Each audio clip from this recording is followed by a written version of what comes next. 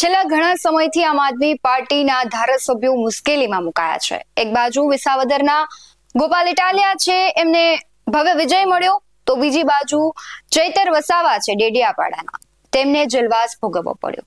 આમ આદમી પાર્ટી આ સંઘર્ષનો સમય હતો કે એક ધારાસભ્ય છે તેને ખૂબ મોટી જીત મળે છે અને બીજા ધારાસભ્યને જેલવાસ ભોગવવો પડે છે।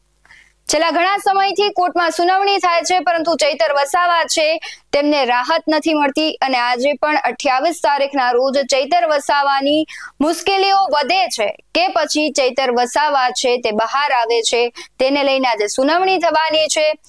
ચૈતર વસાવા બહાર આવશે કે પછી તેમની મુશ્કેલીમાં સતત વધારો થશે, આ વિડીયોમાં તેની જ વાત કરવી છે। નમસ્કાર, BS9 TV ન્યૂઝમાં આપની સાથે હું ભગવતી વિસાવડિયા।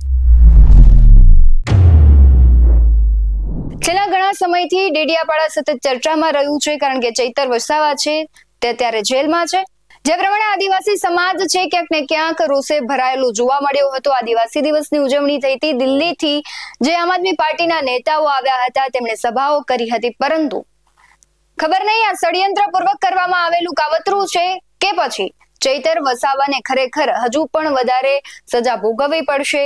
એક બાજુ રાજકીય પક્ષો છે તે ચૈતર વસાવાના ગુસ્સાને લઈને પણ પ્રતિક્રિયાઓ આપી રહ્યા છે, એમના ગુનાહિત ઇતિહાસોને લઈને પણ વાત કરી રહ્યા છે કે અગાઉ પણ ચૈતર વસાવા પર અનેક કેસો થયા હતા, પરંતુ સૌથી મહત્વનું એ છે કે આજે સુનાવણી થશે ત્યારે ચૈતર વસાવાને રાહત મળે છે કે નહીં। આમ આદમી પાર્ટીના ધારાસભ્ય ચૈતર વસાવાના જેલવાસનો આજે અંત આવશે કે કેમ તે અંગેનું નિર્ણય ગુજરાત હાઈકોર્ટમાં તેમની જામીન અરજી પરની સુનાવણી બાદ અપેક્ષિત થશે। આજે તેમની સુનાવણી થવાની છે અને આ સુનાવણી પર સૌ કોઈની નજર રહેશે, એ રાજકીય હોય કે સામાજિક, કારણ કે ચૈતર વસાવાની ધરપકડ બાદ જે સામાજિક લેવલે પણ રોષ જોવા મળ્યો છે, આદિવાસીઓમાં ક્યાંક બે ફાટા થઈ ગયા હોય તેવું લાગી રહ્યું છે, કારણ કે બંને નેતાઓ છે આદિવાસી સમાજના છે, સંજય વસાવા પણ અને ચૈતર વસાવા પણ। પરંતુ સંજય વસાવાએ આની પહેલા પણ કહ્યું હતું કે જો ચૈતર વસાવા છે તે જાહેરમાં આદિવાસી સમાજની સમક્ષ તેમની માફી માંગશે તો એ ફરિયાદ છે એ પાછી ખેંચશે, પરંતુ ચૈતર વસાવા જેલમાં હોવા છતાં નમવાની વાત નથી કરી રહ્યા। તેઓ કહી રહ્યા છે કે તે ક્યારેય પણ માફી નહીં માંગે। આ મામલે અગાઉ પણ સુનાવણી મુલતવી રાખવામાં આવી હતી। કોર્ટે 28 ઓગસ્ટની તારીખ નક્કી કરી હતી। ચૈતર વસાવા છે જેઓ ડેડિયાપાડાના ધારાસભ્ય છે, તેમની જુલાઈ મહિનામાં એક સરકારી અધિકાર પર હુમલા અને હત્યાના પ્રયાસના આરોપસર ધરપકડ કરવામાં આવી હતી। ત્યારબાદ તેમના પત્નીઓએ કહ્યું હતું કે જે પ્રમાણે આખી ઘટના ઘટી છે તેના સીસીટીવી આપવામાં આવે। તેમના બંને પત્નીઓ છે તેમણે પોલીસની કામગીરી ઉપર અનેક સવાલો કર્યા હતા। આદિવાસી સમાજ છે અને તેના સમર્થકો છે તે રોડ ઉપર આવ્યા હતા, અનેક વખત આંદોલનો કરવાની પણ તૈયારીઓ બતાવી હતી, પરંતુ જે પ્રમાણે અત્યારે નીચલી અદાલતો છે તેમણે પણ તેમની જામીન અરજી ફગાવી દીધી હતી। ગુજરાત હાઈકોર્ટમાં જામીન અરજી માટે તેમણે અરજી કરી અને આજે સુનાવણી થશે ત્યારે આવનારા દિવસોમાં તેમનો જેલવાસ આધારિત રહેશે એ નિર્ણય ઉપર કે આજે શું નિર્ણય આવે છે।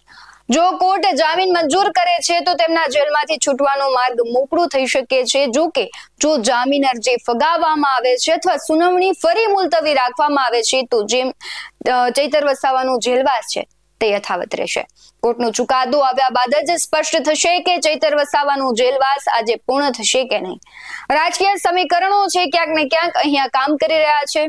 એક બાજુ તમે જુઓ તો જે દેવાયત ખવડ હતા, આના કરતા ચૈતર વસાવા કરતા તેમણે જે ગંભીર ગુનાઓ કર્યા હતા, તેમ છતાં તે ત્યારે બહાર આવી ગયા, જેલવાસ તેમને ન ભોગવવો પડ્યો, પરંતુ ચૈતર વસાવા છે તેમની સાથે જ એ કલમો ઉમેરવામાં આવી, તેમ છતાં ચૈતર વસાવાની મુશ્કેલીઓ સતત વધતી રહે છે।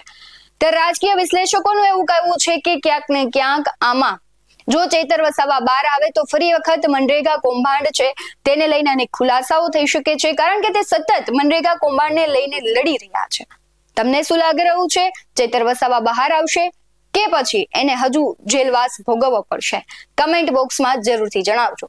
આવા જ વધુ અહેવાલો સાથે ફરી મળતા રહીશું। તમે અમારી YouTube ચેનલને સબસ્ક્રાઇબ કરવાનું, અમને Facebook અને Instagram પર ફોલો કરવાનું ભૂલશો નહીં। બાકી અમને અપડેટ્સ મેળવવા માટે આપ જોતા રહો BS9 TV ન્યૂઝ। નમસ્કાર।